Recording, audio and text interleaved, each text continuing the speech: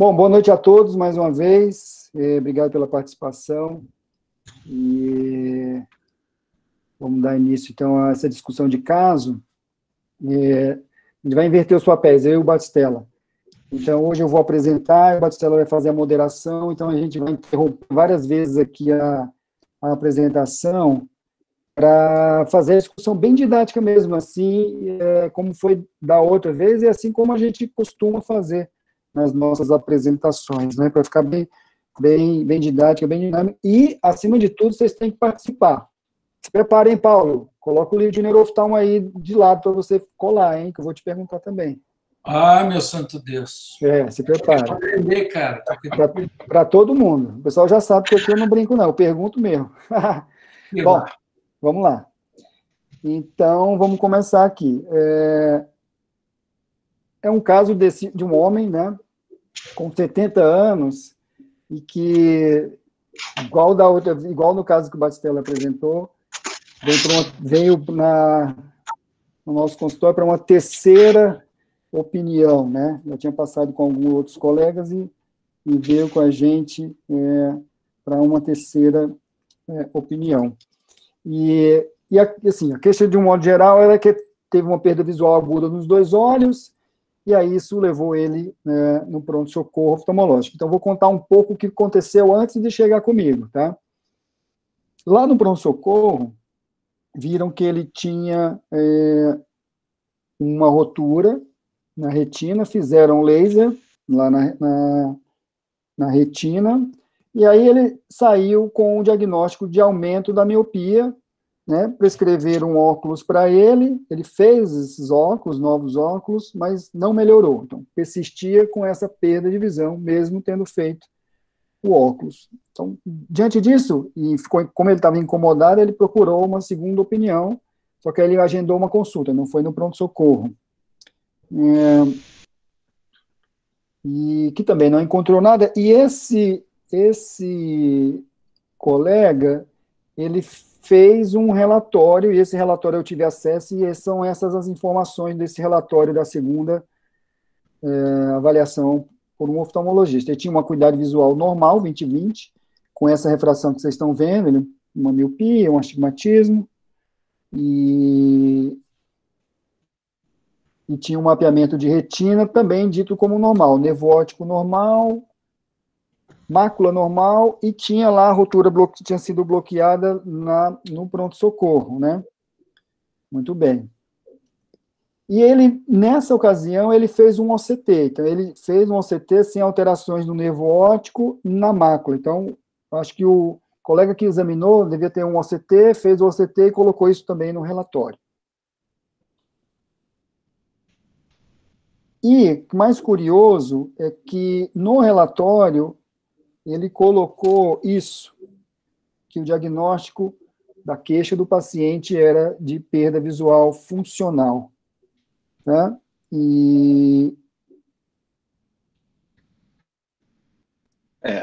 Aqui, acho que poderia dar uma resumidinha no caso aqui. Então, um paciente de 70 anos de idade que teve uma queixa de perda visual aguda bilateral. Perfeitamente. Né? Procurou um pronto-socorro, na verdade tinha uma rotura em um dos olhos. Essa rotura foi bloqueada. Perfeito. E foi interpretado que aquela perda visual bilateral dele seria apenas um distúrbio refracional para o qual foram prescritos óculos. Perfeito. Né? E numa segunda etapa com o oftalmologista, ele mediu a visão. O relatório está escrito isso. Está escrito, olha, 20/20 de acuidade visual. O paciente informou 20/20. Além da rotura que foi bloqueada no fundo de olho, nenhuma alteração, e um relatório também informando que o OCT não tem nenhuma alteração. A pergunta é justamente essa: cabe uma perda visual funcional aqui nesse paciente? Né? O que vocês acham? Como é que um paciente com uma perda visual funcional, como foi sugerida aqui, como que ele poderia se apresentar para vocês? Como é que ele chega no consultório? Qual é o tipo de queixa dele? Pergunta de neurologista: o que é uma perda visual funcional? Boa! É um termo, não, é um termo que a gente usa. Vocês usam outro É uma termo. simulação. É tipo uma simulação, mas vocês têm um outro termo. Vamos lá, Batistella. Simulação histeria. Não, não é somatização. Fala, Paulo, quando você... Transtorno dissociativo visual. Mas tem outro termo que vocês costumam usar, mas é isso, é a perda visual não orgânica. Simulação, ou a histeria, são as duas. Funcional, a gente... É um termo técnico que a gente usa para evitar histeria e simulação, porque se você fala simulação, aquilo gera muito constrangimento, às vezes uma má reação do paciente. Então, a gente usa esse termo. Perfeito. Perda visual não orgânica. Perfeito. Alguém quer comentar? Vamos lá, Juliana. Juliana Albano. Quem mais? Eu não acho que ele tem epidemiologia, não. Geralmente são mulheres jovens, né? Boa. Bem lembrado. Mulheres jovens, isso mesmo. Bem lembrado. E o paciente informa, assim, no exame, ele chega para você com um 20/20, quando ele está querendo simular? Exato. Perfeitamente. Então, isso que o Marcelo falou é fundamental. Essa queixa, porque nem o paciente não está falando nada, ele está falando que ele tem algum problema na visão, mas você vê que ele enxerga, ele não está, né, tentando engabelar a gente lá. Eu vou aproveitar isso para endossar o que a Juliana falou. Ó, eu sugiro esse artigo, que é um ótimo artigo, que fala sobre... Está vendo lá, Paulo? Ó, perda visual funcional. É 2005, ele não é tão recente, mas é do oftalmology, é o equivalente ao neurology. E nesse artigo lá, é uma percentagem muito baixa de pacientes acima de 70 anos. A grande maioria é de 15 a 20, mas de 15 a 40 é a grande, vamos dizer, a maioria dos pacientes ficam nessa faixa. Assim, o grupo maior é de 15 a 20. E 75% sexo feminino, né? A grande maioria é sexo feminino. Muito bem. A Cecília escreveu aqui, ó, ele não iria referir visão de 20/20. Perfeitamente, Cecília. Para você arrancar a visão boa do paciente, você tem que fazer algumas manobras no exame quando um transtorno visual funcional, né? Eu só lembrar que uma baixa visão com acuidade normal, a gente tem que lembrar distúrbios de alterações de cor, ou se não, a sensibilidade ao contraste. Quer dizer, que pode dar uma baixa visão mantendo a acuidade visual.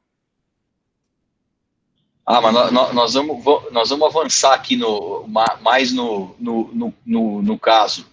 Né? Chegaremos bem longe. Tá bom. Vamos lá. Bom, continuando, então. Aí ele chegou até a nossa avaliação, mais ou menos 2 semanas depois da queixa, né, do início da perda de visão. E aí, vamos lá. Aí é essencial uma anamnese detalhadíssima. Eu canso de falar para vocês, é praticamente 100%, quase 99% das vezes que você faz uma boa anamnese, você consegue formular hipóteses que entre elas está o diagnóstico correto. Então, a gente gasta muito tempo na anamnese. E o paciente se queixava disso, uma perda da nitidez das letras, como se fosse um aumento da miopia. E aí é interessante que isso talvez tenha sugestionado o primeiro colega a imaginar que junto com a rotura, ele tinha tido seria apenas uma queixa refracional. Ok? Bom. Aí ele vem e fala, outra informação que a gente tira é essa, que quando o legional, ele tem dificuldade de ver as letras em alguns momentos, mas depois vê as letras do lado, tá? E aí eu coloquei que é indolor, porque não tem nem dor de cabeça, nem foi associada a dor ocular, muito menos dor ocular à movimentação, ok? Muito bem. Nossa avaliação, então, o exame físico. 20/20 mesmo, confirma o que o colega viu, né, nos 2 olhos, com aquela mesma correção que a gente já colocou. Visão de cores sem alteração, sem todas as placas. As pupilas, sem alteração. Reflexo direto ok, normal e sem defeito aferente relativo. Segmento anterior, também sem alterações, tá? E aí eu vou mostrar agora o fundo de olho, tá? E depois eu vou mostrar os exames que ele já trouxe para essa consulta que a gente fez, tá? Acho que vale a pena a gente parar para ver o nervo, né? Não ficou boa, tá? A retinografia, na verdade, porque não é uma retinografia propriamente dita. Vocês vão ver que é a retinografia que vem do OCT. Mas vamos lá, comentem, Batistella, e chama o pessoal para comentar aí. O que vocês acham desse nervo? Alguém acha que ele pode estar comprometido, que tem alguma alteração de palidez? Como que vocês descreveriam esse nervo óptico? O que vocês acham? Tem gente aqui falando no chat. Aumento de escavação? Sim, conversão. Tem um pouquinho de aumento de escavação. E isso, será que o aumento de escavação só justificaria essa alteração de visão? O que a gente pode ver mais aqui? Algo pálido. A Juliana falou algo pálido aqui. Pálido, palidez temporal. Que mais que ele tem? Ele tem uma atrofia, né, peripapilar, uma coisa que a gente vê comumente nesses pacientes. Eu acho assim, para mim, esse nervo, ele tem uma palidez, inicialmente interpretaria como uma palidez temporal fisiológica, um pouco mais acentuada em função dessa atrofia peripapilar, né? Eu colocaria talvez como um nervo, é possível até, suspeito, mas eu não dou tanto peso assim nesse início aqui de avaliação. Alguém gostaria de comentar um pouco mais? Deixa eu só voltar um pouquinho, que a Milena colocou uma coisa aqui, que era isso que eu queria lembrar. Milena, valeu, hein? Transtorno de conversão. Lembra, Paulo? Conversão, não é o que vocês costumam usar? A conversão é um pouco mais antigo. Agora é transtorno dissociativo. Então, mas era da conversão. Esse nome que eu queria lembrar. Beleza. Bom, assim, o nervo, ele realmente é um nervo que gera um pouco de dúvida, se ele é, enfim, escavado, que talvez tenha um pouco de palidez. Vamos lembrar que aqui é uma retinografia, então a gente sempre tem que ter um pouco de cuidado na hora de avaliar a retinografia, porque às vezes o flash ele pode acentuar aquela famosa palidez fisiológica. Tá? A retinografia da mácula realmente não está boa, então não dá para ver, mas assim, eu considerei normal a mácula e o nervo óptico com essa cara aí, eu não coloquei ele, não coloquei como se fosse muito alterado, e em cima do exame do OCT, aceitei que ele era normal. Então, é esse exame que a gente tem aqui, tá? É o exame que ele já chegou. Vocês veem que o OCT é absolutamente normal, né? Camada de fibras nervosas, isso, de fibras nervosas normal, ambos os lados, e aqui é as células ganglionares. Se alguém quiser comentar. O Guilherme comentou que o olho parece torção. O olho direito? Olho esquerdo ou direito? O direito. Esquerdo, Não. Guilherme, comenta aí, fala um pouco mais aí, porque eu estou olhando aqui no chat, se você tiver mais uma torção, eu não entendi. Fosse uma torção de quarto, é isso? Talvez? Não, acho que uma torção, talvez que ele queira dizer uma papila inclinada. Não parece não. É mais essas atrofias de peripapilar, né? Aí o Tabox colocou aqui, ó, na célula ganglionar do olho esquerdo tem uma pequena diminuição. Isso é verdade, olha lá. Tem uma pequena diminuição aqui. Se for comparar com o outro olho, é absolutamente normal. Isso. Bom, fiquem com essa informação, vamos para frente. Aqui é só para mostrar a mácula. A mácula também se mostrou normal, sem alterações. Normal. Direito e agora esquerdo também normal. Ok? Muito bem. E agora o campo visual. Alguém quer comentar o campo visual do paciente? O que vocês acham do campo visual do paciente? Bom, eu vou direto aqui, porque alguém... Ô, Marco, quer comentar? Se vocês quiserem abrir o microfone, não tem problema, hein, gente? Porque, assim, pode comentar no chat, mas se alguém quiser falar no áudio, ok. Porque, ó, o Marco comentou aqui... Marco Antônio.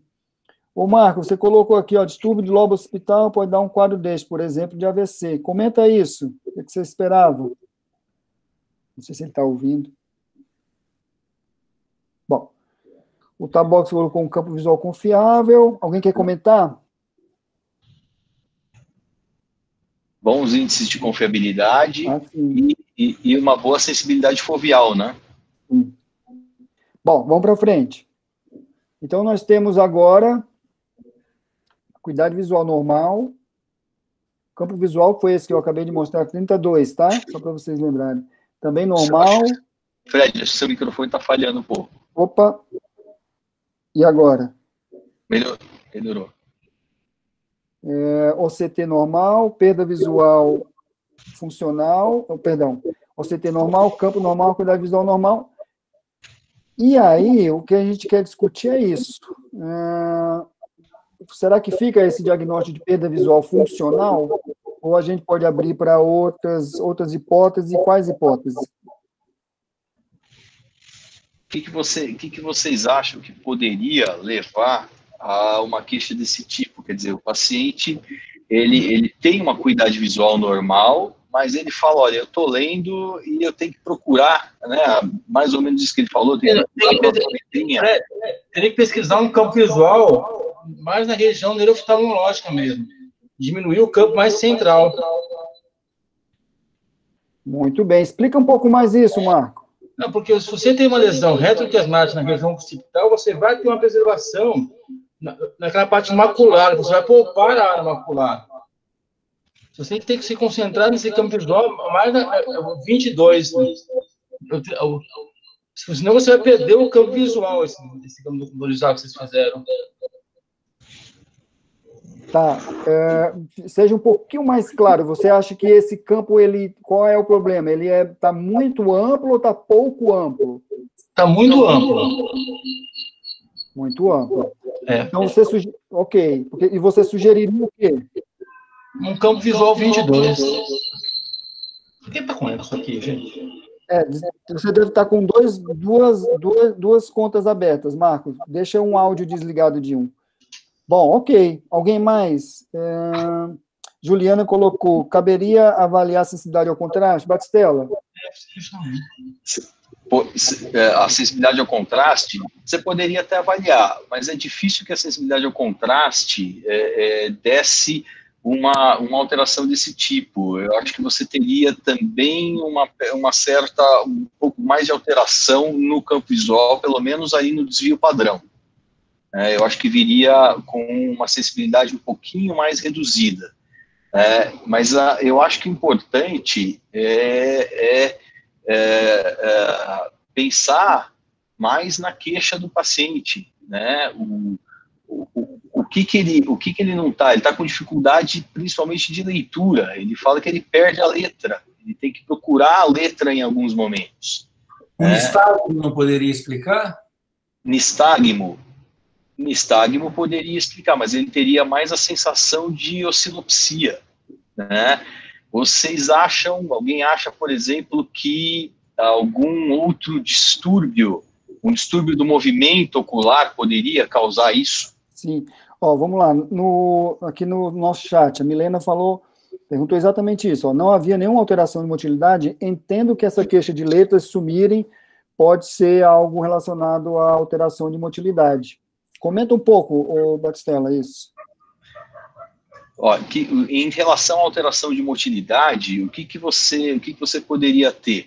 Às vezes a gente pega alguns pacientes com algumas disfunções de sacadas, algumas disfunções de segmento, movimento de segmento, e às vezes você coloca o paciente exatamente para ler ali a tabela de Snellen, ele lê a tabela de Snellen, às vezes ele tem que dar uma procuradinha na próxima letra, tá? Mas ele não consegue ler uma linha de leitura direito, porque ele não consegue fazer direito o movimento de segmento. Às vezes o paciente ele vai fazendo o que se chama de microsacadas, né? Você vai testar o movimento dele, ele não consegue ter velocidade no movimento para acompanhar o objeto, então ele vai fazendo essas sacadas, vamos dizer assim, de recuperação, né? Então fica um movimento de roda denteada. Isso é uma das coisas que pode acontecer com esse tipo de queixa. Ok. Falaram, vamos lá, vou colocar algumas, as pessoas estão falando aqui umas hipóteses muito boas. Não, isso, o Alexandre colocou que uma hipótese poderia ser olho seco, né? Não é besteira não, Alexandre. Olho seco sim, olho seco sim. Pode dar isso mesmo, né? A quebra do filme lacrimal, às vezes o paciente pode se queixar com distúrbio visual, tem toda razão. Não tem, olho seco não tem. Foi pesquisado isso, sim. Por isso que eu coloquei ali rapidamente segmento anterior normal, mas incluindo isso também. Mas boa, bem pensado, porque o olho seco é uma queixa frequente, né? O paciente faz a leitura prolongada, começa a ter, mas é mais uma queixa de embaçamento e que às vezes melhora com piscar, né? Melhora com piscar. Alguém aqui colocou deficiência de convergência e uma diplopia mal explicada. Isso. Né? Poderia ser, a gente poderia, por exemplo, ter uma descompensação de uma foria. Sem dúvida. Né? Causando isso, ou uma insuficiência de convergência. Mas qual seria a queixa principal nesses pacientes? Seria mais uma diplopia, né? Ou o paciente, às vezes, ele pula linhas na insuficiência de convergência, vai pular uma linha, ele pula mais linhas, né? Então, mais uma alteração de motilidade ocular nesse sentido, ela tem que entrar no diferencial, sim. Está correto. Muito bem. Milena perguntou, o paciente tinha algum distúrbio neurológico? Não tinha nada, nenhum sinal neurológico. Bom, pelo menos ao olho de um oculista, né, Paulo? Mas no final das contas não tinha. A Juliana perguntou se tinha a lesão em via responsável por segmento poderia ser algo em lobo parietal? Segmento é mais occipital, Batistella, é isso, né? Tem um pouco do parietal. Sim, tem parietal, tem frontal, tem a via é uma rede muito distribuída em toda a parte supranuclear. Sim. Né? Mas poderia ser, até é possível, mas isso a gente esperaria mais com um defeito hemianópico, né, provocado por alguma lesão de lobo parietal, mais provocando esse tipo de sintomatologia, né.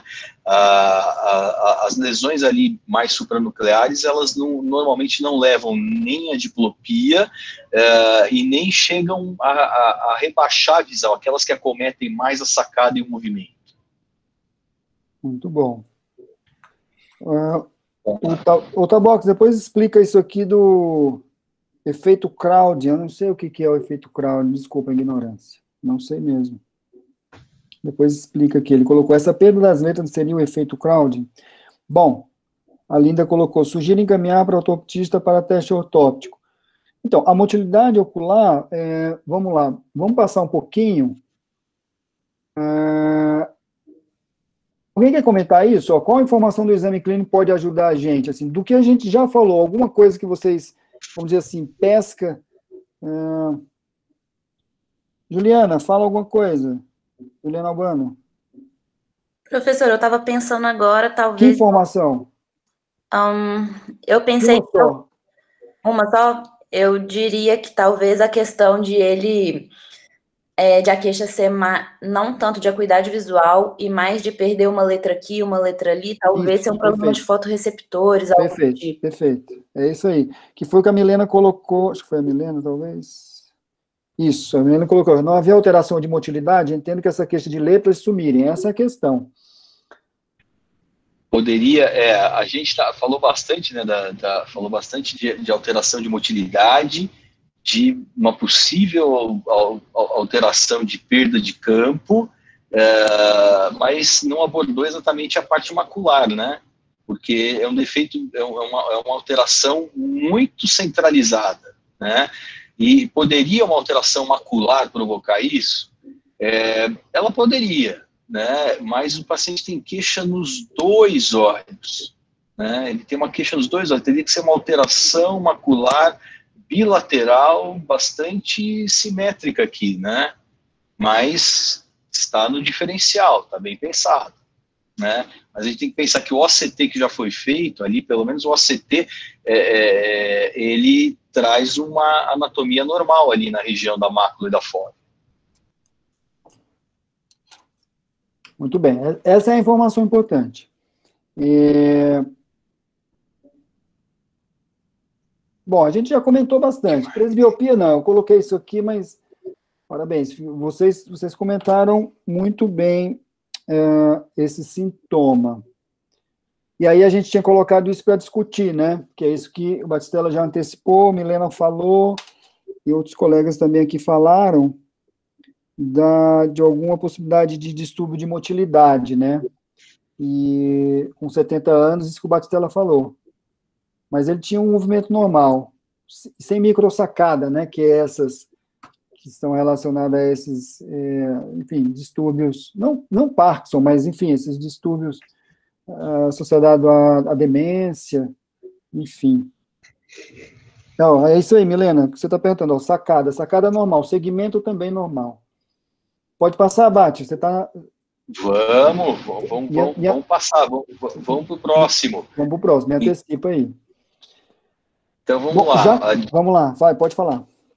Tem uma dificuldade, então o paciente tem uma dificuldade para leitura, quer dizer, a gente já explorou essas hipóteses diagnósticas de alteração de movimento, de alteração de motilidade, viu que o campo não tem uma alteração grosseira, né, de perda de campo visual, de defeito de campo visual, a mácula dele parece normal, e o que mais que a gente poderia pensar, né, com essa situação? Quer dizer, o paciente não consegue enxergar a letrinha seguinte, ele anda um pouco e tem que procurar, às vezes ele pula e tem que procurar a letrinha seguinte. Será que a gente pode ter alguma alteração no campo visual, tá, e que não está aparente nesse campo visual, com esta estratégia que a gente fez, 32? O que vocês acham? Né? Se você tiver uma alteração de campo visual, ó, o Alexandre Dantas está colocando aqui, ó, pedir um 10-2. Né? Pedir um 10-2, isso é uma coisa que vale a pena. Né? Pedir um 10-2, você explora mais a parte central do campo visual. E o que você esperaria no 10-2? Isso poderia justificar a queixa do paciente? Né? Se ele tiver uma alteração de campo visual, para ter esse tipo de queixa, primeiro, essa alteração, ela teria que ser monocular ou binocular, né? E aqui praticamente já respondeu quando ele já antecipou aqui, ó, quando ele falou, pediu 32, o 10-2, ele já antecipou que seria central, mas ela precisaria ser monocular ou binocular para dar essa sintomatologia no paciente. O que vocês acham? Binocular. Binocular. O Alexandre já respondeu. Boa, é isso aí. Milena, binocular, Marco, binocular. Porque sendo monocular, se for monocular, o defeito, o campo visual bom, de modo geral, ele compensa, né? Você tem a sobreposição do olho então, bom, né? Ele pode até perceber, mas de modo geral não percebem, né? De modo geral acaba não percebendo. O Tabox respondeu aqui, agora eu me lembrei, esse efeito Crowding, ele é associado meio à ambliopia, certo, Tabox? Me corrija. Que quando as letras ficam juntas, o paciente que tem ambliopia, ele tem dificuldade de ler. Por isso que às vezes tem no projetor, não tem aquele que você, em vez de colocar a faixa com várias letras, você não coloca só o quadradinho com uma letra só? Lembra disso, Batistella? Lembro. É isso. Bom, estamos caminhando mais para esse lado do campo visual aí, viu, Tabox? Fica atento. Pode passar abaixo. Vamos, então, vamos lá. Pergunta, como testar isso no exame físico? como é que você vai testar? Quer dizer, um campo visual 32 está normal, mas pode ter um defeito de campo com um 32 normal, né?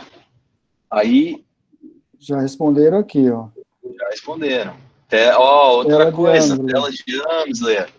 É muito bom, é uma coisa que você pode usar durante o exame, acabou de medir a acuidade visual para perto, fazer uma tela de Amsler. É muito bom, você amplia ali os 15, 20 graus centrais ali do campo de visão, e é claro que depende muito da informação do paciente, mas o paciente bom informante, ele pode te dar uma dica muito boa do que está acontecendo com ele, né?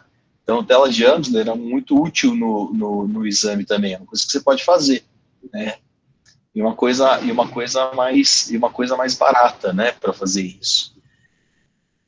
Então, como testar? Tem outra forma, porque não vai ter... eu não tenho tela de Amsler, eu acho que é um problema meu, viu? É igual a visão de cores, sabe quando você tem um pouco de preconceito das coisas? Eu não sei qual é o meu problema com a tela de Amsler, eu não faço. Que eu já fiz retina clínica uma época na minha vida, muito tempo atrás, hein? Mas eu não faço. Mas eu tenho uma outra coisa que eu costumo fazer, que eu faço muito nos pacientes. Vamos ver se alguém vai saber o que é. Eu faço muito quando o paciente tem nas compressões quiasmáticas, eu costumo fazer isso. Vamos ver se vocês sabem o que é. Marco, você está quase descobrindo, hein? Tenta pensar aí. No exame eu vou dar uma dica, no exame da acuidade visual.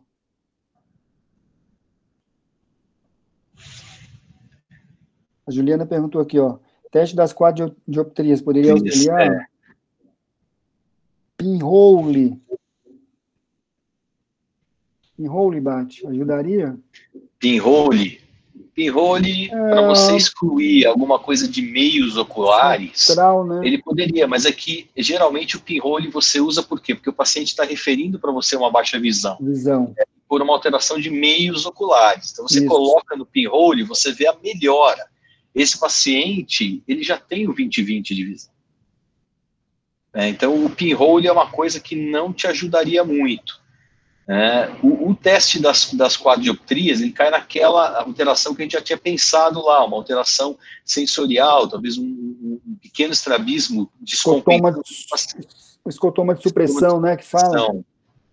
E aí, o paciente teria mais uma queixa, principalmente, de diplopia também, né? Sim, e ele não tem. Milena colocou visuscópio. Milena, não sei o que é visuscópio, sabe? Não lembro do visuscópio, não. O que era um visuscópio? Ou o que é um visuscópio? Não conheço. Oftalmoscópio direto. Milena, se você quiser, estrelinha, se você quiser abrir o áudio para falar. Eu não lembro, realmente não lembro. Era aquela telinha que fica... o estudo da fixação. Você projeta, vê se cai na mácula. Entendeu? Você pede para o paciente olhar e ver se a estrelinha cai exatamente em cima da mácula. Ver se está com algum problema na fixação. Se ele está tendo uma fixação excêntrica. Nossa. Isso, exato. Ah, tá. Mas aí também entraria no estrabismo, nas forias, né? Isso. Estrabismo, tá. Isso. Pequena escotomia central. Não, Milena, não foi isso, não. Você está pegando pesado aí com a gente, hein? Eu não sei fazer isso, não. O meu esquema é mais simples. O oftalmoscópio direto, né?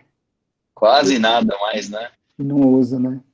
Não é o mesmo. Esse teste aí, Helena, é o mesmo da... Esqueci o nome. A Roberta, minha mulher, sempre fala que não tem mais aqui, poucas pessoas têm.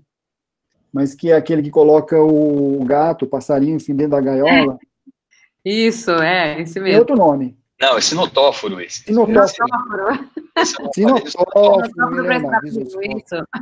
Beleza, agora eu lembrei, por isso que eu estava tentando lembrar. Beleza. Não tenho. Esse não. O teste é muito mais simples e ele é super...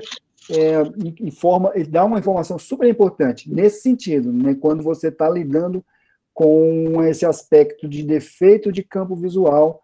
E, bom, vamos lá, Marco.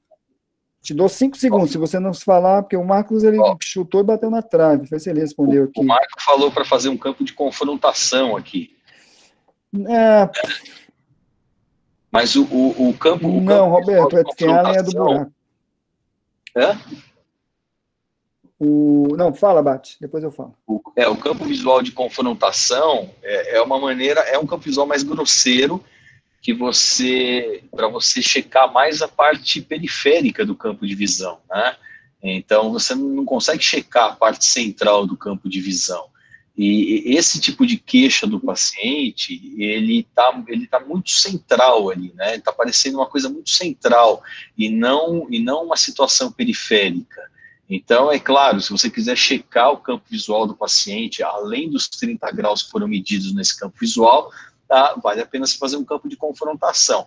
Mas é pouco provável que ele venha, nesse momento, a te ajudar muito, porque é uma queixa muito específica, muito centralizada, presente ali numa situação muito pontual, que é a leitura do paciente, né, indicando mais uma alteração realmente central, né?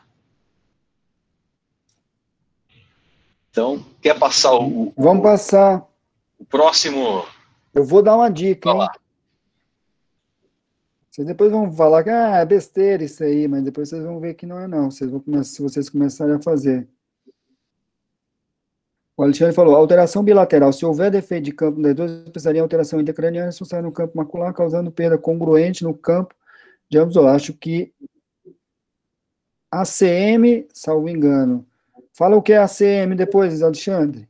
O Arthur falou, tela tangente seria uma boa, difícil é ter. Eu pensei nisso, o Arthur, meu pai era oftalmo, eu tinha, né? E meu pai tinha um consultório dentro de casa, eu via essa tela tangente quase todo dia lá em casa, viu, Batistela? Ficava pregada assim na parede. Olha só. Tela tangente, era um pano cinza e tinha umas linhas e você ficava lá com uma luzinha, uma mira, e você ia desenhando. Eu nunca fiz, eu não sei fazer, na verdade, mas eu lembro de como funciona. Mas hoje em dia... Essa é a verdadeira campimetria, né? Que é o campo visual feito numa superfície plana, né?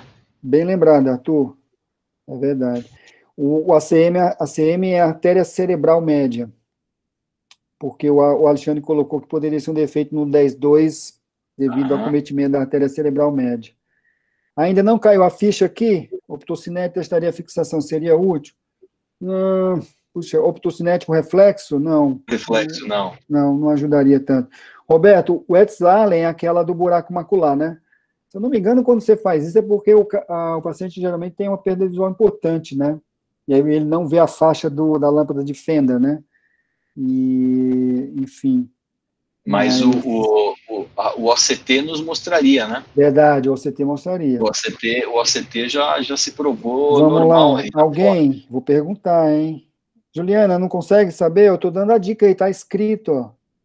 Você acha que tem diferença ler da esquerda para a direita ou comparando da direita para a esquerda? Ler que eu falo, se vocês estiverem um pouco na dúvida, é ler a letra, o ortotipo lá na projeção, quando geralmente a gente pede para o paciente ler da esquerda para a direita, né? Faria diferença? Eu acho que faz diferença, mas eu não sei dizer qual. Eu acho que seria mais difícil ler da esquerda para a direita. Ou da direita para a esquerda, desculpa. Porque é o contrário. Mas por que seria mais difícil? Talvez eu teria essa dificuldade? Mesmo a questão de aprendizado. Não. Porque se for, tipo, 5, 3, 8, 2, você consegue ler da mesma forma. Mas ler, vamos lá, não é ler uma frase, é ler só uma letra, independente, não, sem sentido, vamos dizer, semântico, entende? Não tem... O Mário está colocando aqui, ó, tem diferença, isso depende de onde é a lesão. Explica um pouco mais para a gente, Mário. Ô, Tabox, se quiser abrir o microfone, fica à vontade. Todo mundo, tá, gente? Todo mundo quiser abrir o microfone aí para falar. Cadê o Marco? Não, o seu micro está fechado, Mário. Tá tentando falar? Fechou de novo. Tá vendo aí, Bate? Eu não tô conseguindo ver, não. Eu consigo, o microfone dele tá fechado. Ele baixou o microfone, mas tá fechado. Agora abriu. Fechou de novo. Talvez esteja algum problema aí. Agora foi, tá, Box? Ativa o som. Ah, tá com problema? Seria algo do tipo, pensando que um pequeno escotoma tá afetando o lado esquerdo, seria mais difícil de ler da direita para a esquerda e vice-versa? Opa, fala de novo. Vamos supor que a gente tem um pequeno escotoma macular pegando o campo visual homônimo, né? Pegando o campo visual à esquerda. Seria mais difícil eu passar de uma letra da direita para a esquerda do que vice-versa. Ok. Eu pensaria em algo assim. Então, se eu testasse do lado por exemplo, a gente está tentando da esquerda para a direita. Se a gente tentasse da esquerda para a direita e ele não tivesse a dificuldade que ele diz ter, a gente pensaria num escotoma que tivesse à esquerda. À direita, desculpa. Batistella. Isso. Se você tem uma alteração escotomatosa central, às vezes homônima, você pode ter mais dificuldade. Dependendo da localização dela, você tem, às vezes, dificuldade em seguir a linha, e dependendo da localização dela, em voltar na linha para pegar o começo da linha de baixo, ou seja, para fazer o caminho inverso da direita para a esquerda, né? Que é isso que nós vamos explicar aí em seguida, né, Fred? Vamos lá. Então, no sentido convencional, que foi como eu fiz, evidentemente, né? 20 e 20. Sentido inverso. E o paciente referia mesmo dificuldade, tá? Ele era um 20-40, mas assim, com dificuldade. Ele sempre...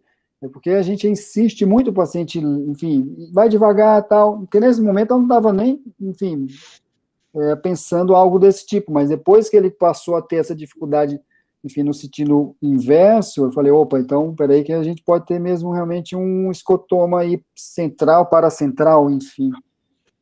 Muito bem, é isso aí, Juliana. Estamos caminhando, estamos caminhando em sentido diagnóstico. Batistella, posso passar? Só me ajuda. Pode passar, e lembra que precisa ser bilateral, né? Bilateral. Para ele ter essa dificuldade, porque senão o outro campo sobrepõe, né? Olá, então, se for uma hemenopsia homônima à direita, então o paciente tem dificuldade de fazer uma leitura convencional, rápida, dinâmica, né? Que a gente vai lendo da esquerda para a direita, então as letras vão caindo sempre no lado do escotoma.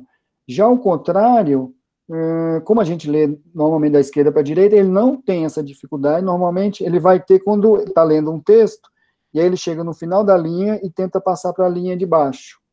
E aí ele se perde porque a gente usa esse campo da esquerda para identificar a linha de baixo. O Paulo está aqui com a gente ainda. Ouviu, Paulo? Ah, tá aí com a gente. Informação boa essa, viu? Essa é uma coisa bem prática, mas é real, tá? Isso aí não é anedótico, não. Isso aí o paciente realmente tem queixa. E eu falo que eu faço muito isso porque eu vejo muita compressão de quiasma. E assim, quando eu vou testar a acuidade visual do paciente com compressão de quiasma, no olho direito, eu sempre peço para ele fazer a leitura da direita para a esquerda, ao contrário. Né? Eu testo o convencional, anoto, depois eu peço para fazer ao contrário. Costuma ele sempre ter uma visão melhor. Então, eu tenho isso de rotina nas compressões quiasmáticas, que eu sei que vai ter esse tipo de defeito. Muito bem. Mais alguma coisa? Mas no quiasma você vai ter uma hemenopsia heterônima, né? Sim, sim. Sim. Sim. Eu estou falando só do quiasma porque pela prevalência, a gente vê muito mais do que as homônimas, né, as retroquiasmáticas. Mas é o mesmo racional. Ah, entendi. É a mesma coisa. Bom, e agora? Bom, eu acho que a turma já cantou aqui, né, Vati? Pode passar, né? Pode passar. Eu acho que, olha, campo 32... Normal. É possível que a gente tenha, normal, mas será que tem escotomia? É possível? Possível sim, já responderam. Sim. Como? Por quê? Olha o porquê aí. Então, já cantaram aqui, né? O Marco falou lá no começo 22, mas ele certamente pensou em 10-2, e o Alexandre também falou em 10-2. Bom, a questão, a gente esquece um pouco isso, mas vamos lembrar que quando o paciente tem no campo 32, no 24 também, né? No 24-2, a distância entre um ponto e outro inclusive na fixação, né? Bem no centro, tem 6 graus de distância um do outro, né? Significa que se esse escotoma for menor do que 6 graus, por exemplo, um escotominha pequenininho de 2, 3 graus, ele não é detectado aqui. Ele pode até o paciente ter aí uma dificuldade na fóvea, mas pode também não ter. E se ele cai nessa região aqui, que parece ser bem pequena, né? Mas não é, são 6 graus, o campo 32 aparece normal. Já o 10,2... como ele tem 10 graus aqui, então são 2 graus, né? 2, 4, 6, 8, 10. Então, um defeitinho, né? A não ser que ele tivesse um defeito de 1 grau aqui para escapar, né? Que não é o caso desse paciente, porque esse é o defeito de campo dele, no 10,2. Deu para vocês entenderem? Olha lá, olha o campo do paciente, né? Se o 32, ele testa os pontos separados por 6 graus, são 6 graus em cada ponto. Se tiver um escotoma menor do que isso, ele pode cair dentro desses 6 graus e você não vai pegar. O aparelho não vai detectar o escotoma desse paciente, né? E aí, ó lá, ó o Fred desenhando, ó. Se for um defeitinho bem aqui assim, ó, ele não aparece, porque o ponto, ele vai testar esse ponto aqui, mas esse ponto aqui ele não vai testar, né? Porque se tivesse o tamanho do defeito for menor do que 6 graus. Já no 10,2, essa distância aqui, só 2 graus, então é uma distância bem menor. Porque você olha, fique atentos isso aqui, viu? Paulo, fica atento. Às vezes você olha um campo desse e o campo de baixo, acha que é a mesma coisa, mas não. Isso aqui, ela representa só isso aqui, ó, mais ou menos isso aqui, ó. Entendi. 10 graus. Ele pega os 10 graus centrais e ele amplia os 10 graus centrais e pesquisa mais pontos dentro daquele 10 graus centrais. Ele pega isso aqui e amplia. E aí ele vai testando aqui, ó, de 2 em 2, bem pertinho um do outro. E aí ele consegue, pegar esses defeitinhos mais centrais. E esse é o campo do paciente, exatamente isso que ele tem. Bom, fala, Bati, porque eu confesso que eu conheço esse caso, e meu Batistella, ainda bem que o Batistella está junto comigo aqui, se ele fosse meu inimigo eu estava morto. Mas o Bati viu uma coisa que eu não tinha percebido, que fala aí... O que você quer? Acho que passa o próximo para ampliar, só para ampliar isso, olha só. Aqui é uma ampliação do gráfico de cinza, do grayscale, né? E alguém quer descrever o que tá vendo aí? O que vocês acham aí? Tabox, fala alguma coisa aí. Marcos, Juliana, Alexandre, Arthur, Helena. Olho esquerdo à esquerda, olho direito à direita. O que nós estamos vendo aqui? Lembrando que esse é o campo 10,2. Estão me ouvindo agora no microfone? Que é o Tabox. Sim. Tabox, sim. Tudo bem, ativei o microfone da webcam. Aparentemente está respeitando a linha média, apesar do olho direito, né? O da direita é o da direita, é isso? A imagem? O campo visual da esquerda é do olho esquerdo, a direita é do olho deixa eu colocar aqui, para não ter dúvida. Isso. É isso aí. Tá. Tá respeitando a linha média nos dois campos, aparentemente, apesar do olho direito ter uma pequena escala de cinza ali, ultrapassando a linha média, mas o defeito mesmo, ele só é na região temporal do olho esquerdo, temporal superior, e também nasal superior do olho direito. Então, é como se fosse uma mini quadrantopsia central. É isso mesmo. Tem um outro nome, vamos ver se alguém vai saber qual é o nome desse defeito. Boa, Marco, você está atento, hein, Marco? Escotoma hemianópico central à esquerda. E olha só como ele é pequeno, ó. Aqui tem 3 graus, ó. Tem 3 graus. E o que mais que você tira um pouco daí? né? Vocês acham que eles são iguaizinhos? Ele respeita, chega a uma conclusão que, pelo que foi comentado, olha, ele respeita a linha média vertical, tá? E ele está localizado à esquerda, né? Que está um pouquinho diferente entre um e outro. Um pouquinho diferente. Boa. Ó, a Juliana colocou, não é exatamente congruente. E o Marco também colocou incongruente, o que fala contra ser occipital. Olha só, o campo visual, o campo do olho direito, você vê que a parte bem centralizada do campo, ela parece igual ao do esquerdo, mas depois tem um degradê ali, né?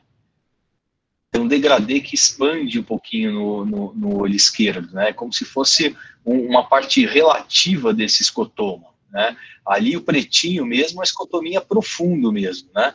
E a parte mais cinza é um escotominha mais relativo dessa localização, né? Então ele não é exatamente igual, né? Não é exatamente igual, ele tem uma certa incongruência, né? E aí isso poderia estar causando o distúrbio do paciente, a queixa dele. Seria isso aí? O que vocês acham? A Laís colocou aqui, ó, a escotomia se estende exatamente um pouquinho para a região inferior. Também, um pouquinho. Então, é o que a gente está falando de um pouco de incongruência, né? Sim, poderia. Marco respondeu que sim, Juliana também, que sim, que poderia justificar a queixa. Lembrando que a queixa, consideramos a queixa mais importante, essa que o paciente dizia que lia, mas às vezes perdia a letra e depois via a letra do lado, então ele tinha essa característica de ele sentia que perdia a letra, mas depois via a letra do lado, né? Que era exatamente isso. Eu acho que ele devia, nessa hora de ficar fazendo as leituras, né, como todo mundo faz de uma forma dinâmica, rápida, a foda dele estava livre, então por isso que ele conseguia enxergar 20/20, né? A queixa dele, ó, colocou aqui, ó, na leitura convencional não, porém pode pular linhas. De certa forma, você pode estar certo, mas o que esse paciente, o próprio paciente tem às vezes dificuldade de interpretar o que ele está sentindo, né? Então, às vezes o que ele está lendo, ele tá conseguindo ler e ele perde o que vem. É como se ele passa o olho e ele perde o que está antes. Tá? Então, ele mesmo tem uma dificuldade de fazer essa leitura, né? De fazer essa interpretação dos sintomas dele. Tá? Mas esse tipo de escotomia ele também gera, porque ele está muito central. Né? Quando ele está lendo aquele J1 ali, ele está com a fóvea em cima de cada uma das letras. É isso aí, o Arthur colocou isso, ó, não deveria ser à direita, se for para ler, mas é isso mesmo, o Arthur, que o Batistella está falando. Às vezes o paciente pode ter uma dificuldade realmente de relatar, vamos dizer, de forma específica a queixa.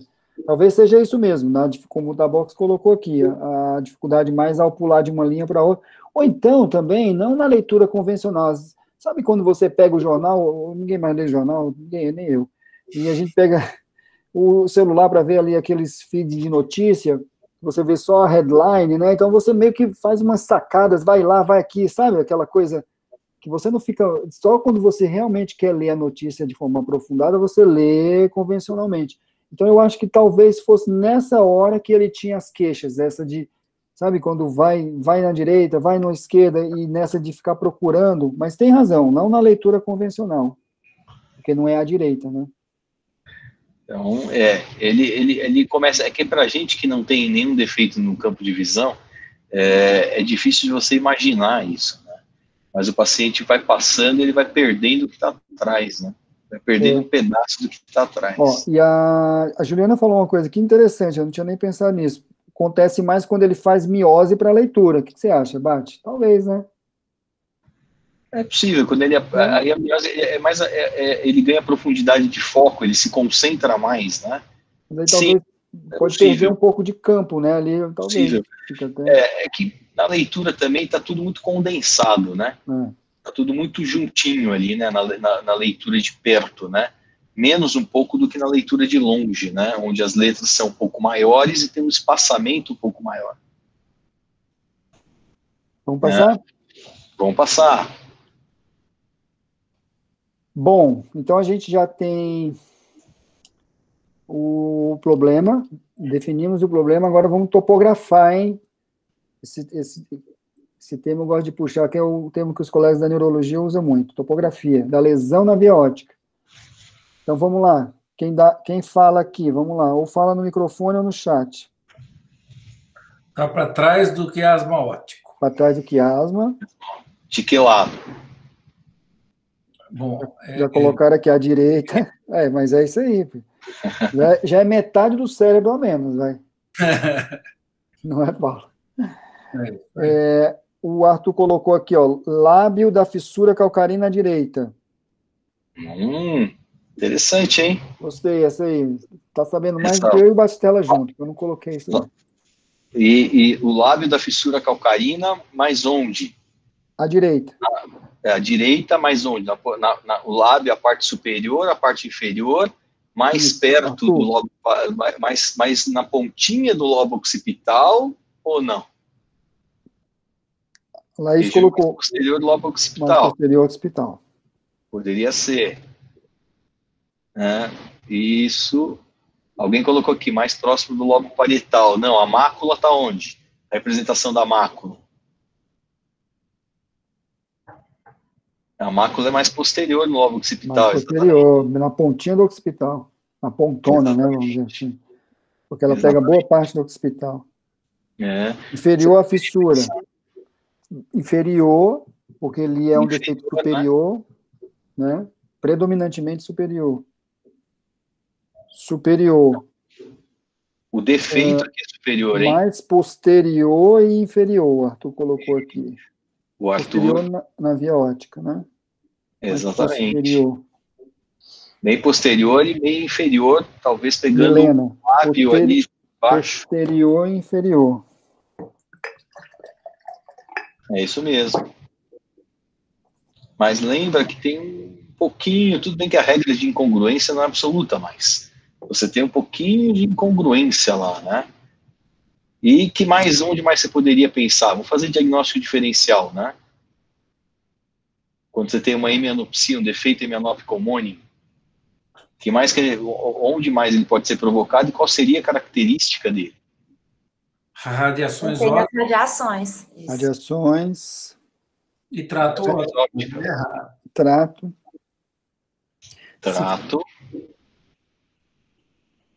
Pode. E nas radiações ópticas, como vocês esperariam o defeito? Não muito congruente.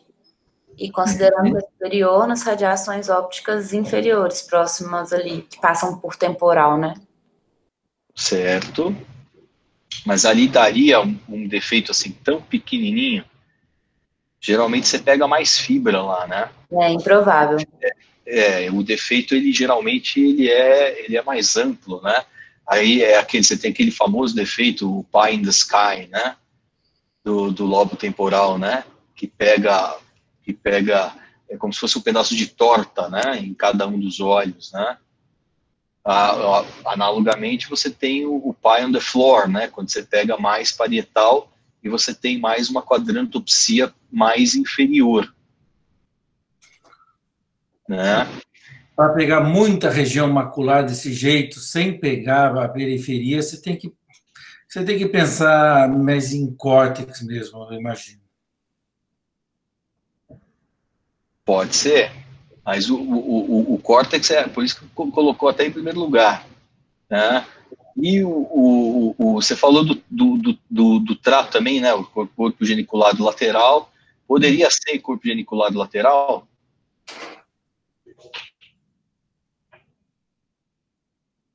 O que vocês acham do corpo geniculado lateral? Esse é duro, hein?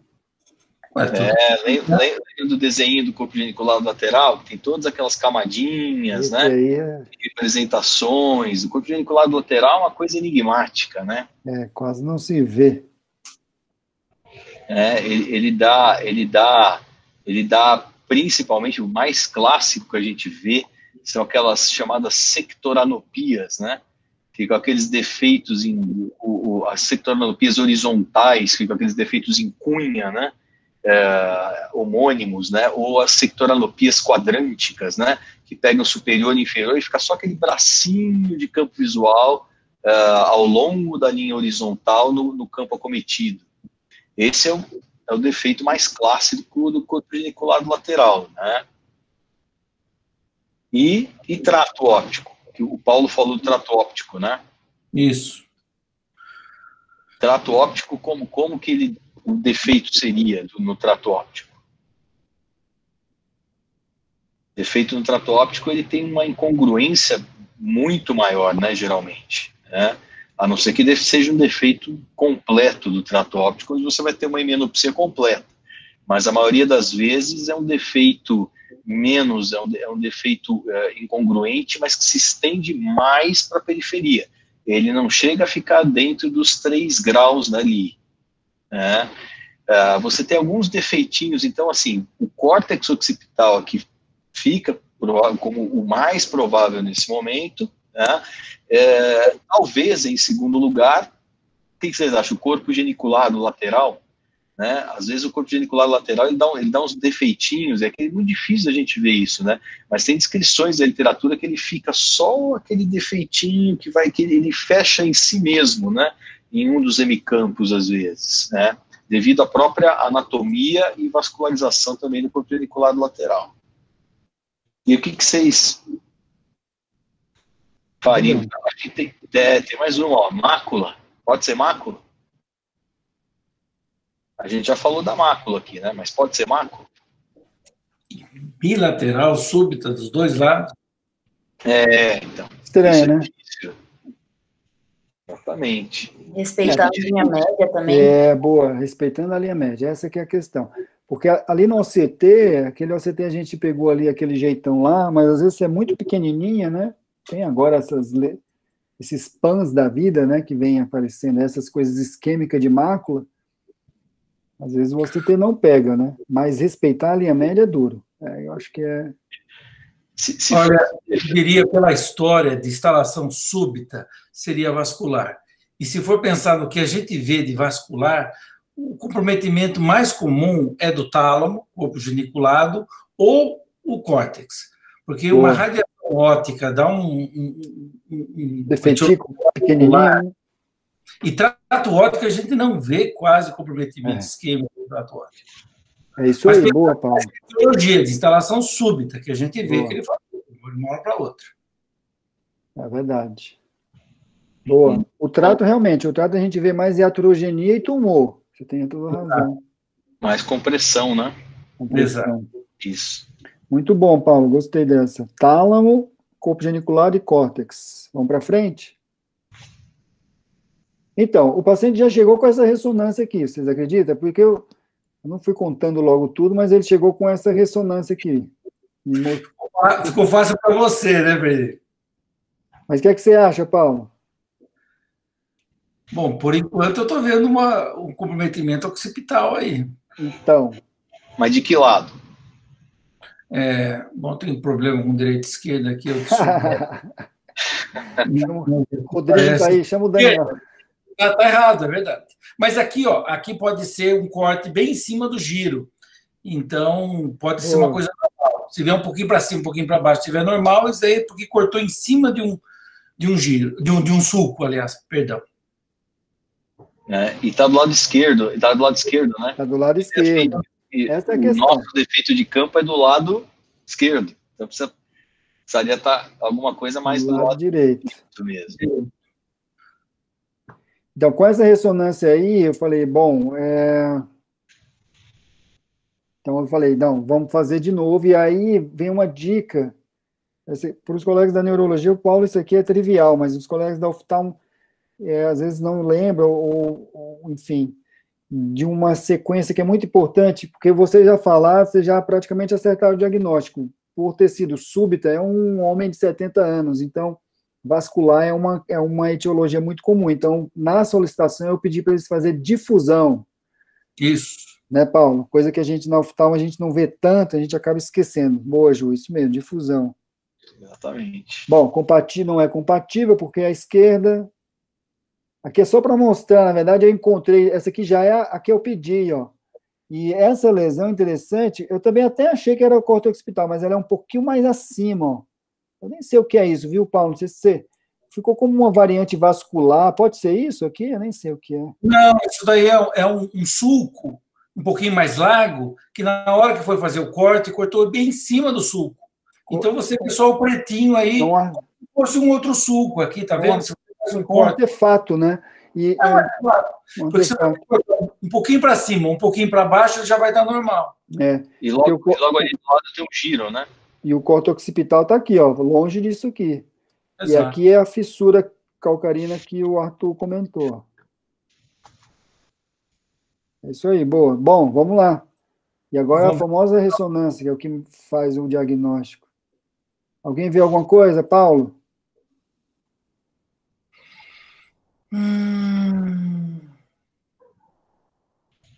Não estou vendo nada ainda. Se alguém quiser falar.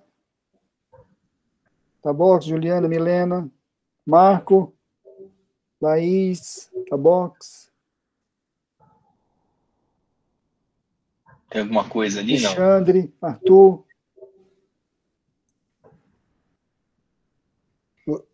Gente, lado direito, hein? Esquece o lado esquerdo. Já falei, metade do cérebro já dá para tirar aí. Não, vai piada, mas não é, né?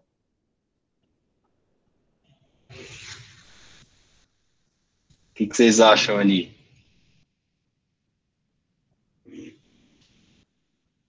A região ali do tálamo tem alguma coisa ou não? Parece que está um pouquinho apagadinho ali, né? Mas o tálamo precisava subir um pouquinho mais. Se eu passar o próximo, Bate, me lembra aí. Já entrega? Não lembro. Passa o próximo, vamos ver. Não entrega ainda não, né? Próximo? Espera aí. O Tabox falou aqui, próximo ao tálamo com uma curva ou arco mais hipointensa. Eu não estou vendo, que fica difícil para mim. Bom, vamos passar. E agora? Agora está aí. Exatamente. Ó, vai, guia o cursor, vai, Paulo. Vamos ver. Para baixo ou para cima? Para baixo, para baixo, para baixo, para fora, para fora, para fora, para fora. Aí. Ô, Paulo. E ela está aqui também, né? Ó. E aí também. Aqui não tem.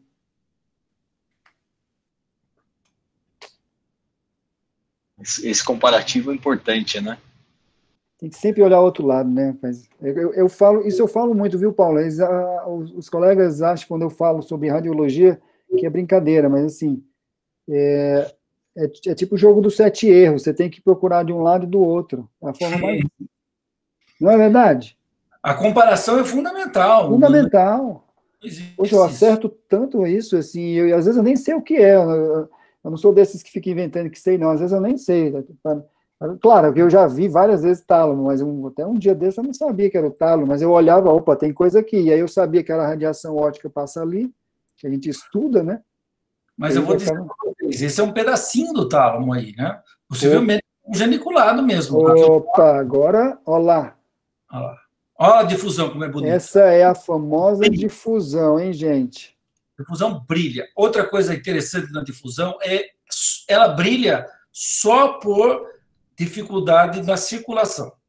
Então, são poucas outras alterações que aparecem na difusão.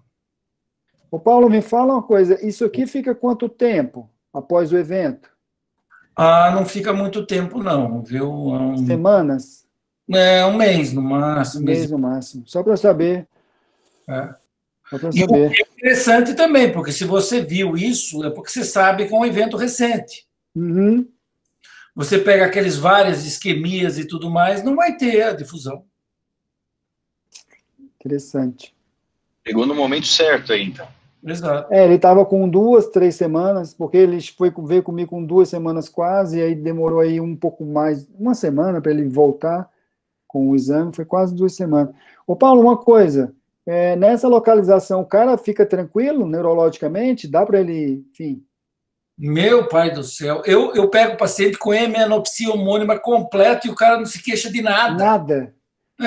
É caprichoso, né? É meio sorte, azar isso? Como é que funciona? Você vê aquele AVC occipital gigantesco, você fala, só enxerga bem, enxergo. Aí você faz com método de confrontação simples, o indivíduo não está chegando nada, mas ele não se queixa. Quer dizer, um indivíduo desse daí é muito esclarecido. Muito esclarecido. Mas nessa região tálamo, às vezes, o cara às vezes tem umas coisas, né? Umas hemiplegia, ou pode chegar com essa lesão, porque não é pequena isso aí. Neurologicamente. Neurologicamente, o tálamo só passa vias sensitivas. Né? Só passa vias sensitivas. Se esticar um pouquinho mais para frente e pegar a cápsula interna, aí ele faz aquela clássica síndrome HHH, hemanopsia,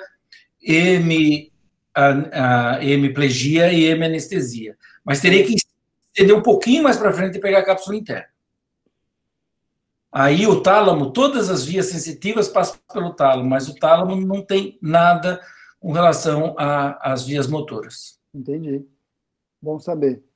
O paciente realmente era assintomático, é interessante. Pelo menos assim, evidentemente que eu não fiz o exame, né? Não fiz, mas ele não tinha queixa. Bom, o laudo. E com isso topografou a lesão, né?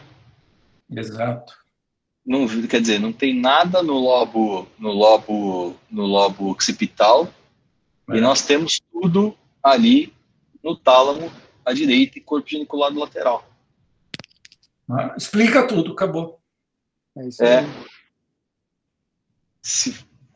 Ele tinha outros, né? Tem. Sim, olha lá. É um cara que já vinha com eventos vasculares. E eles têm isso, Paulo, e eles ficam assintomáticos. É interessante isso, né? O que? Infarto cerebral? Tem muitos. Não é incomum você pedir uma ressonância e achar vários infartos lacunares, isquêmicos, e o indivíduo passou assintomático. Agora, as isquemias talâmicas são muito frequentes, por isso que quando eu comentei de a gente ter que chutar em todas essas vias ópticas, eu chutaria tálamo em primeiro e depois o córtex posterior. E você falou isso porque era um paciente que aparentemente não tinha um quadro neurológico, certo? Sim. Pensando nisso, né? Pensando nisso, lógico. Tá bom. E no tipo de escotoma, né? No tipo de escotoma. Perfeito. Mas olha... Bom, da congruência a turma já comentou aqui, gostei bastante dos comentários, viu, gente? Mas gostei, vocês raciocinaram quase mais rápido que eu, no consultório eu quebrei a cabeça com isso aqui, meu Deus, vocês foram muito bem. Aqui é só para lembrar, e vários comentários sobre isso, eu coloquei essa referência aqui, tá? Vale a pena vocês depois darem uma lida no trabalho todo, um trabalho excelente, ele tem 8 páginas, enfim... Mas é sobre a congruência, é uma coisa que a gente falava tanto, né, classicamente, que o trato é muito incongruente, que o córtex occipital é muito congruente, né, enfim, mas mostrou, na verdade, que você pode ter congruência mesmo nas lesões fora do córtex occipital, tá vendo? Principalmente nas isquêmicas, que é o caso do nosso paciente, né. Embora ele tenha uma certa incongruência, o Bastelo até comentou isso, né? Mas, né, mas dá para aceitar que é uma lesão. Sim, relativamente. Relativamente, né? Ambas, inclusive, não tem mais do que 3 graus, né? Ela só que o lado direito, só que ele tem um pouquinho de um degradê em volta, mas nada além disso. Então, isso realmente coloca a gente, né, a radiologia mostrou que não é nada occipital. Realmente, com esse tipo de escotoma, o que a gente poderia pensar? Iria pensar em uma coisa posterior, no lobo occipital, pegando mais a parte inferior, o lábio inferior ali da fissura calcarina, região V1, V2 ali, né, para gerar esse tipo de escotoma. Ou ali realmente no corpo geniculado lateral, mas mesmo assim um defeito raro de corpo geniculado lateral, gerando um escotoma hemianópico central com uma boa congruência, né? Eu acho que tem um... Quer passar o próximo, não? Olha lá, aquilo que o Paulo falou, né? A localização mais provável. Pegando cápsula interna, você tem mais manifestação motora, né? Isso aí, boa. Né? E no corpo geniculado... Olha lá a regiãozinha do tálamo ali, ó, dorsal lateral lá em cima, onde está representado ali, ó, o número 1 e o número 2 em arábico e romano ali, né? E olha lá, ela representa justamente ali a região central onde está o escotomia que a gente viu, né? Então, o provável, dada a irrigação ali do corpo geniculado lateral, um provável oclusão de um raminho da coroidal posterior lateral, talvez, né? Para gerar esse tipo de escotoma super caprichoso. Pegando a pontinha, né? Porque aqui dá para ver que são os 10 graus, né? Ó. Então, é menos do que isso aqui. Ele ficava só nessa região aqui. Ó. Então, é um negócio que parece, mas não é. Parece occipital, mas não é occipital. É corpo geniculado lateral. Olha, é muito raro esse defeito, hein? O mais esperado seria aquelas sectoranopias, mas ele pegou de raspão o corpo geniculado lateral. Eu acho que não é difícil, não. O difícil é fazer o diagnóstico, viu? Porque muita gente passa assintomático. Isso é verdade. Bom, mas a gente trouxe... bom, que fique claro, tá, gente? Assim, vocês sabem que eu sou um dos maiores defensores de tornar a neurooftalmologia menos, vamos dizer assim, impopular. Então, assim, o diagnóstico realmente é isso mesmo, é raro, corpo geniculado quase que a gente não vê, mas não é isso que a gente está discutindo aqui, esse aqui é só o filigrama. Então, lembre-se de toda aquela discussão que a gente fez para chegar no diagnóstico, porque esse paciente, porque vamos lá, qual é o tema do caso de hoje? Juliana, perda visual funcional? Não, né? Acho que seria mais avaliação, né? Fala uma frase, tem uma frase que resume o caso. Vira e mexe você vê em artigo de neurooftalmo, a gente gosta muito disso. Né, Bart? O Traube, quando veio aqui no congresso, ele falou, a aula dele foi sobre isso, lembra?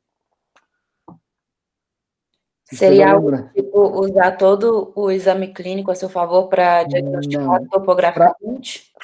Uma frasezinha mais curta. Essa não, acho que essa eu não vi. Eu vi a aula dele de paralisias, né? De urgências. É porque mas ele falou, mas eu vou lá, eu vou falar, pode ser, mas é isso aqui, ó. Esse é o tema. 20 de visão, ele falou sobre isso, ele falou sobre agnosias, ele falou sobre as apraxias. Então, é um paciente que tem 20 de visão e tem queixa visual, né? E aí você, naquela correria do consultório, fala que você passa batida, né? Se você correr muito com esse caso, né, você acaba não comprando nada, você acaba falando do paciente, isso vai passar. Né? E como eu digo, qual é a ressonância do oftalmologista? Do oftalmo, geral, qual é? O exame de imagem. O OCT. O OCT, exatamente. O OCT normal é igual ressonância, né, Paulo? Quando a ressonância é normal, não você, né, Paulo? Mas os colegas, quando a ressonância é normal, o cara já não fala que não tem nada neurológico, não é assim? Muito comum. Muito comum. Neurocirurgião, né? Não tem nada... Neurocirurgião. Ô, Paulo, pra gente é o OCT. Isso aí eu falo muito para os residentes, assim, ó, parem de ficar fazendo OCT. É impressionante, eles vêm com OCT e não vêm com campo, inverteu. Tudo bem, é porque acabou ficando mais... na prática é mais fácil fazer, você vai lá, tira 2 fotinhas, né, uma foto aqui, outra foto no outro, O campo dá mais trabalho, tecnicamente. Mas isso se tornou um pouco, assim, relativamente comum, né? Tinha um caso e o paciente não está enxergando, mas o ACT é normal. E aí o resto do caso. E aí acabou, é como se, não é impossível você ter ser normal e você ter 20/20 de visão e ter alguma coisa. Então esse é o tema de hoje, tá, gente? Esse é o tema de hoje. Muito bom. Muito bom. Muito bom. Espetacular. Alguma pergunta? O Tabox colocou assim, ó. Doutor Fred, logo no começo do caso, pensei em agnosia como um caso que apresentando no CBO. Lembra desse? Eu lembro. Muito boa. A agnosia é uma dessas coisas, entra nesse tema 20/20 queixa de visão. Podem procurar que tem artigo sobre isso. Procurem que tem, coloquem 20/20 e problema de visão, que vai aparecer. Aí tem um trabalho, revisões sobre isso, apraxia, agnosia, esses escotomias pequenos, no caso foi esse geniculado, mas eles colocam muito occipital. O que mais, Bate? Os distúrbios de segmento. Fala, Milena, pergunta. Você testa a acuidade visual da esquerda para a direita e vice-versa na tabela de optotipos isolado para longe e perto? Eu testo quando tem esses pacientes com suspeita de acometimento da via óptica. E aí eu testo só, eu faço o teste só para longe no projetor, o convencional, não é texto, eu uso o texto quando eu percebo que tem mais essa dificuldade de segmento mesmo, ou então nas agnosias, mas não é toda hora que eu faço esse teste, não. Nesse caso, foi no projetor convencional mesmo, aquele lá que a gente joga lá na tela. Os pacientes que têm essas alterações hemianópicas, ele tem mais dificuldade na tabela de optotipos em ler os optotipos, obviamente, que estão do lado do defeito hemianópico, né? Então, se ele tem uma hemianopsia mais temporal, você vê que ele começa a ler, ele lê 2, 3 letrinhas, ele fala, puxa, não consigo mais, tá difícil de ler o resto. E o contrário, né? Às vezes o paciente tem uma hemianopsia nasal, ele pula, às vezes você pede para ele ler, ele sistematicamente, linha por linha, ele vai pulando os 2 ou 3 primeiros optotipos, ele só lê os optotipos temporais, quer dizer, do hemicampo que está preservado. Isso serve de dica para a gente quando você vai começar a medir a acuidade visual do paciente. Se ele faz isso numa linha e nas outras não, aí é difícil você pensar nisso. Mas ele começa a fazer repetidamente, você começa lá, um 20/60, 20/40, 20/30, e aí ele, muitas vezes, ele não lê os optotipos do lado do defeito hemianópico. Isso deve, para você, levantar a possibilidade de ter ali um defeito hemianópico. É uma dica do exame.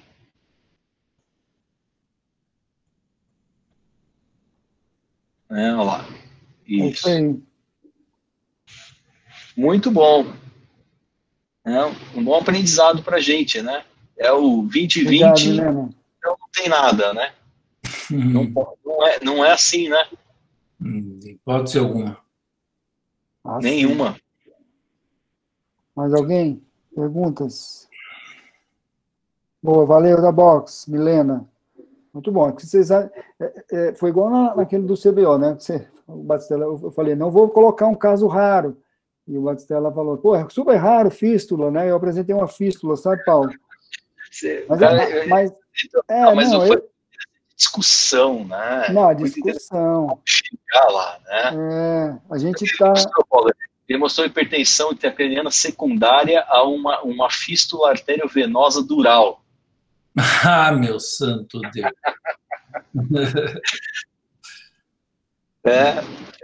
Essa foi interessante, mas o diagnóstico, né, como chegar ao diagnóstico, né, foi muito interessante. Chegar ao diagnóstico... Chegaram até esse diagnóstico por vocês, aí vocês entregaram para o cirurgião. Falaram, o Fred, né, investigou, né, o paciente do Fred, né. Legal. Eu tenho um colega que faz radiointervencionista, Paulo. Ele foi lá e fez a embolização. Legal. Os caras corajoso. Nossa, pessoal, eles têm mão, é impressionante. Eles chegam... Esse cara impressionante. Esse cara é muito bom. Aí que tá travando do Paulo. Aqui, Travou aí, Paulo, o seu. Paulo congelou. Foi. Vamos ver se ele volta. Bom, então, mais algum comentário? Olha, muito obrigado. Comentem, eu vou agradecer aqui, mas vocês podem me cortar, hein, gente? Eu sou... Marco, você está aí ainda? O Marco fechou a tela dele. Marco, você quase deu o diagnóstico. Você chutou batendo na trave, hein, cara? Você falou 22 lá, eu falei, pô, o Marco vai matar o diagnóstico. Juliana, muito bom. Os comentários super pertinentes. Alexandre também, o Arthur, Tabox. Muito bom. Laís, Milena também. Os comentários. Gostei bastante da discussão. Muito bom. Bom, é isso. Então, assim, semana que vem a gente vai apresentar de novo, certo, Batistella?